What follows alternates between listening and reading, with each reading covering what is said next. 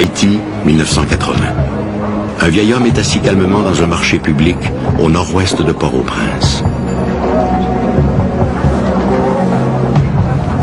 Il observe à distance une femme qui s'affaire entre les étals. C'est elle, il en est persuadé. Angelina Narcisse n'a pas entendu le vieil homme s'approcher. Elle se retourne. L'homme est là qui la dévisage avec insistance. Bonjour Angelina, vous parlez connaître moi, c'est moi Clervius. Wow.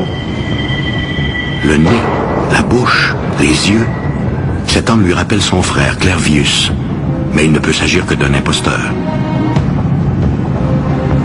Son frère est décédé en 1962 et elle a été témoin de son inhumation. Alors comment, 18 ans plus tard, Clervius pourrait-il ainsi ressurgir d'entre les morts? Bah, vous connaissez moi? Non, pas qu'on est qui mourir. Mes frères mourir depuis 20 ans. Clervius Narcisse est bien vivant. L'homme ne ment pas. Clervius Narcisse est simplement un zombie, un mort-vivant.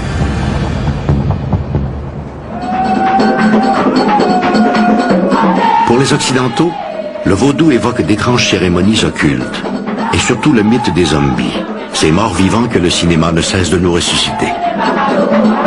En 1980, lorsque survient l'affaire Narcisse, les zombies sont toujours considérés comme une fable.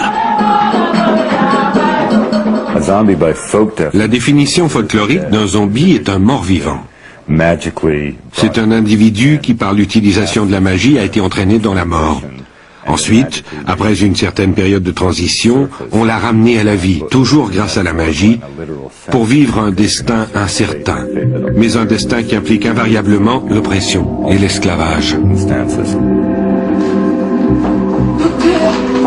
Lorsqu'Angelina Narcisse conduit son frère retrouvé au centre de psychiatrie et de neurologie de Port-au-Prince, le directeur de la clinique, le docteur Lamarck Douillon, est loin de s'imaginer que ce soi-disant zombie va bouleverser le monde de l'ethnopharmacologie. Diplômé de l'université McGill à Montréal, le docteur Douillon a vu plusieurs cas prétendus de zombies. De pauvres gens vivant dans une sorte d'état végétatif et ramenés à la vie par des sorciers vaudous. Même s'il est vrai que dans certains cas, il y a eu apparence de mort et de résurrection, le psychologue croit que les zombies ne sont pas vraiment des morts vivants, mais des gens rendus catatoniques par une drogue inconnue. Selon lui, ils ne relèvent donc pas de la magie, mais de la médecine. L'histoire de Clervius Narcisse va démontrer au docteur Douillon qu'il n'est pas un zombie comme les autres. Narcisse n'a pas été le premier cas. Il y a eu d'autres cas avant. Les autres parlaient un peu moins, tandis que Narcisse avait gardé des pans entiers de sa mémoire et il pouvait raconter vraiment son histoire et de façon cohérente. Il n'y avait pas une attitude catatonique, quelqu'un qui est dans la même position et qui la garde, des choses comme ça. Il n'y avait pas de délire chez lui, il n'y avait pas d'hallucination chez lui. Il n'y avait rien de commun avec les malades classiques. Clervius Narcisse est le premier cas médicalement vérifiable de zombification.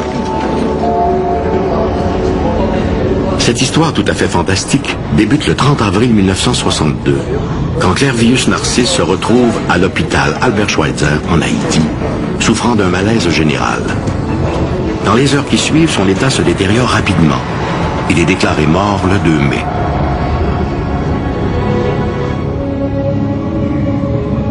La famille a ensuite procédé à son inhumation dans le cimetière de l'Esther.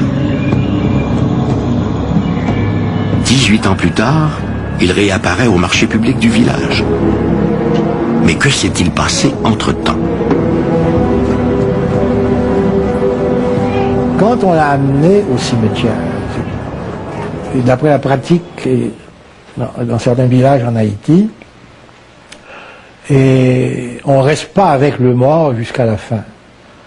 On se charge de le mettre en terre, de l'inhumer, mais la famille en particulier s'éloigne.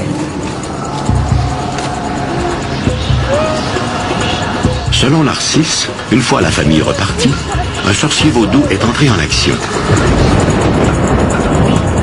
Ce dernier aurait creusé le sol pour déterrer son corps et lui aurait administré une potion le ramenant vraisemblablement à la vie.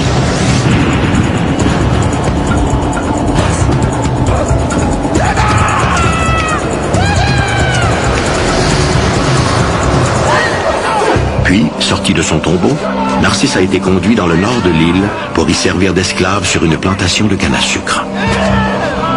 Il a découvert un tas d'autres personnes qui étaient là aussi en captivité, chez le Lunga. Il les faisait travailler, c'était des gens qui étaient comme des esclaves.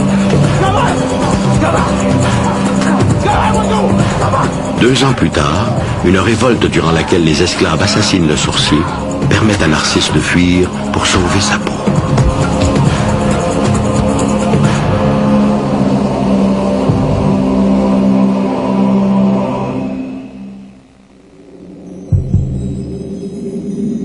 Le récit de Clervius Narcisse permet au docteur Lamarck Douillon de mieux comprendre les étapes de la zombification. En revanche, il soulève de nouvelles interrogations. Comment réveille-t-on un zombie? Comment fait-on pour le garder dans cet état d'hébétude? Et surtout, quelle est donc la nature de cette drogue si puissante qu'elle réussit à tromper les médecins? Dans un premier temps, le docteur Douillon s'assure de la véritable mort de Clervius Narcisse en retournant à l'hôpital Schweizer en sa compagnie. C'est là, quand il est arrivé à l'hôpital,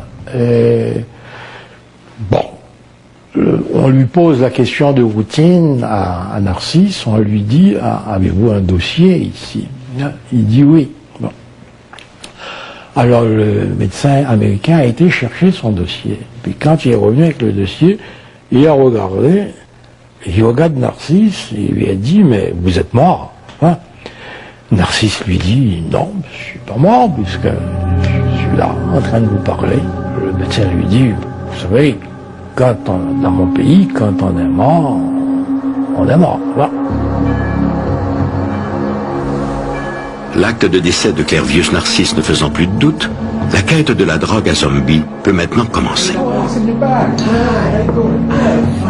Rapidement, sur le terrain, le docteur reçoit l'aide de son frère Emerson. Assez facilement, les frères Douillon arrivent à se procurer de petites quantités de la soi-disant drogue à zombies. Ces échantillons sont aussitôt acheminés pour analyse à Montréal et à New York. Malheureusement, ces analyses ne sont pas concluantes. Parallèlement aux recherches des frères Douillon, des journalistes de la BBC se passionnent pour l'histoire de Clervius Narcisse. Ils réussissent également à se procurer des échantillons. Et cette fois-ci, des tests menés sur des rongeurs avec la nouvelle substance montrent des effets significatifs. Quelle que soit la toxine incluse dans cette mystérieuse poudre, elle est sans aucun doute liée au secret des zombies. En 1982, un jeune ethnobotaniste canadien, Wade Davis, se rend en Haïti pour découvrir les secrets de la mystérieuse toxine.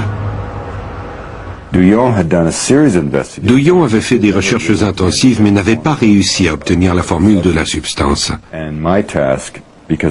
Compte tenu de mon expertise au musée botanique de Harvard, mon rôle était de me rendre en Haïti, de trouver cette préparation et d'en identifier les éléments. Dans les mois qui suivent, le Canadien se lie d'amitié avec des sorciers qui l'introduisent dans des communautés secrètes. Il gagne la confiance de ses hôtes qui lui remettent des échantillons de poudre à zombies. Ce que je cherchais, c'était un produit naturel dont les propriétés pharmacologiques pouvaient provoquer une mort apparente.